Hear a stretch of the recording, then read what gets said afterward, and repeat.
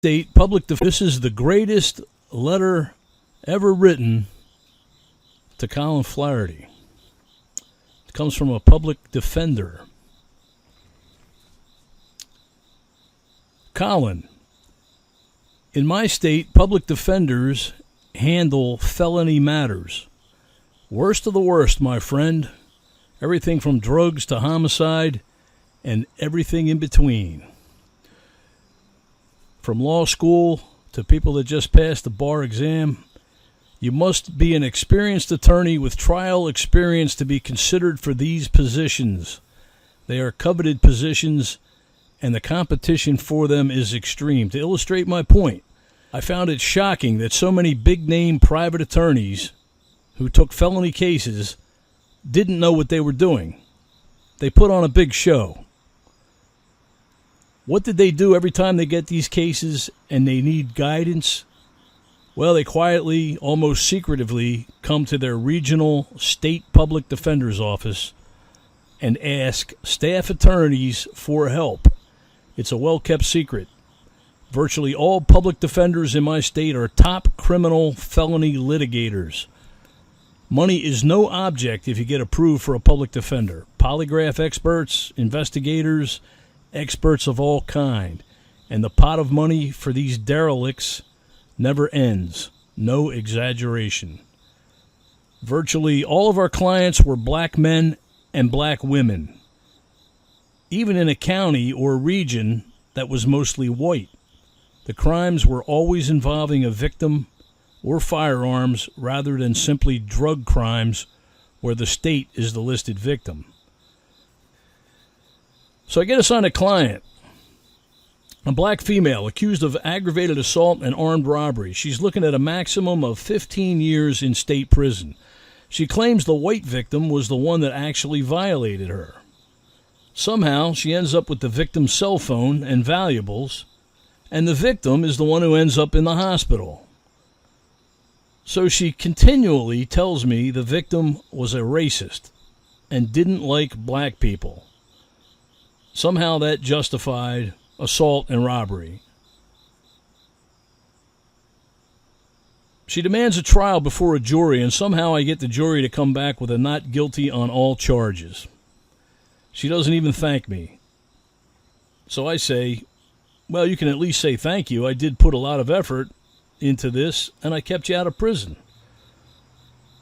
Her response, quote, "You white motherfuckers don't deserve a thank you. What you need is a motherfucking ass beating."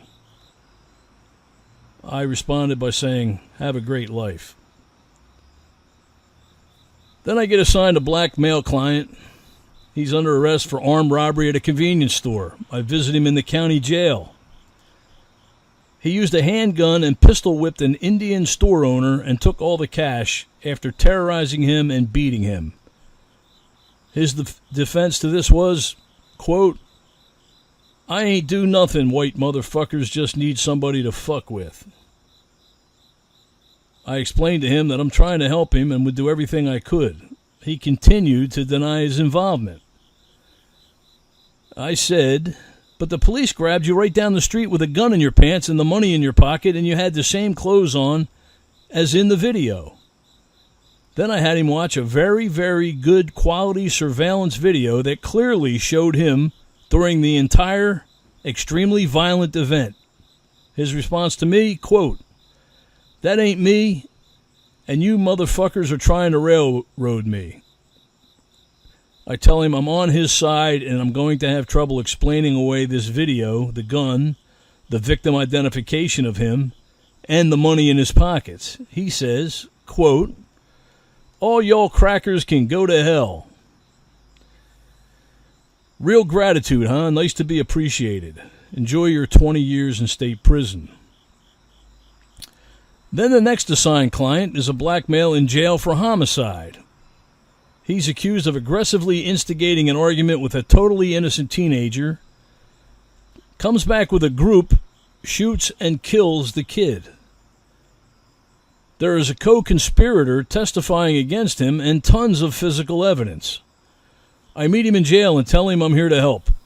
What are the first words out of his mouth? Just what I need, another cracker.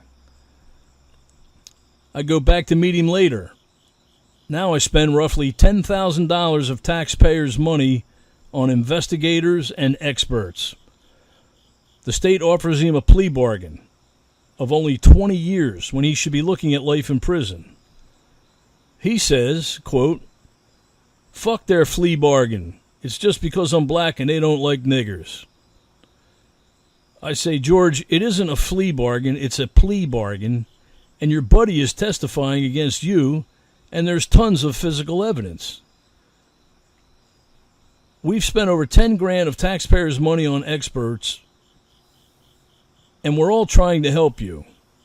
His response, he goes off the deep end yelling, quote, "Fuck the taxpayers, my motherfucking people were your fucking slaves." I tell him, George, my family didn't come to America until 1939, and we were poor and didn't have slaves. Then he tries to assault me. I say, adios, enjoy state prison. Then there's an assigned client who was charged with aggravated assault and attempted murder of an older white guy he was supposed to do yard work for. He didn't do much work at all and threatened the white homeowner anyway. So the white homeowner pays the full amount and pays the money in an envelope just to get rid of him. What does he do? He violently explodes and beats the older white man, half to death, takes the money and leaves. I meet him in jail when I get copies of all the police reports and copies of the reports and evidence taken from him. I ask what happened. The client gets real angry and says, quote, "That white motherfucker called me a monkey and wrote monkey on the envelope." I pull out the copies and show him that the envelope copy clearly had the word money written on it in big block letters, not monkey. His response, quote, "Fuck you white motherfuckers. I'm just here because I'm black." No remorse at all, just an expression that white people deserve to be beaten and everyone is a racist. I immediately walked out of the jail and gave the case to someone else. There are many, many more. All the themes to me as a public defender were the same. A black client using up taxpayer dollars. It was a violent crime, and they claimed everyone except them was a racist, including me. Their explosive brutality was shocking to most people, but I had seen it all before. And they all lacked any impulse or any control whatsoever, and they got in close to their victims and exploded violently on them so the victim couldn't react or defend themselves. When I say explosive violence, I mean explosive. It was the same exact script over and over, just the name of the client and the victim changed. If the victim was white, and they often were, somehow they deserved it, and they were the ones that were lying. They were not humans. They were just white motherfuckers or white crackers who had it coming.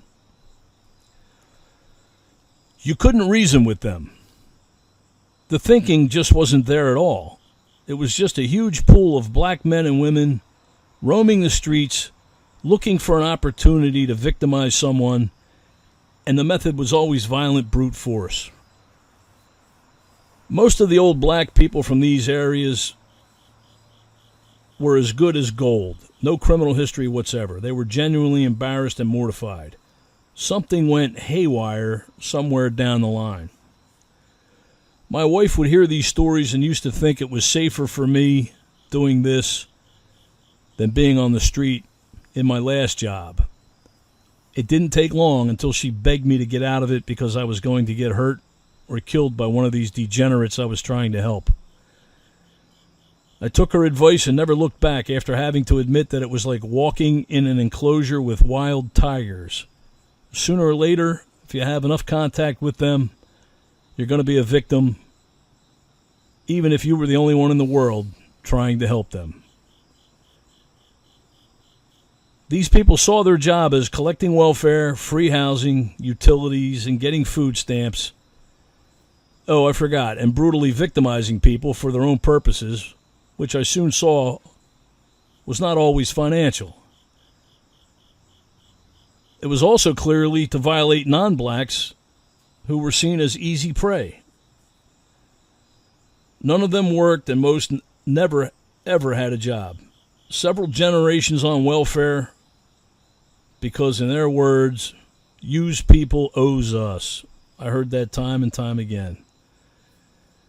If people in this country really knew the violent predators that are walking around in large numbers, that are looking to literally beat them to death for no reason at all, they would board themselves up in their homes and never come out. This is not an exaggeration.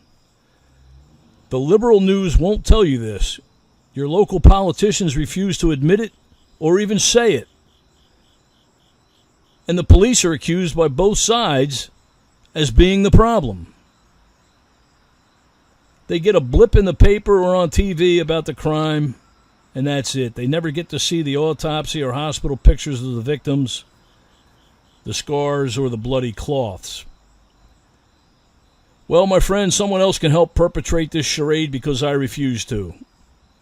Sure, I was upholding the law, but I couldn't look the victims in their eyes if they were still alive. Don't start me on criminal justice reform either. I'm going to have to leave that for another day. My dad is a real old school guy in his 70s, typical old type Italian. He's a Vietnam vet, and he did over 30-some years as a police officer. He got along great with blacks in our town, and they all respected him in the old days.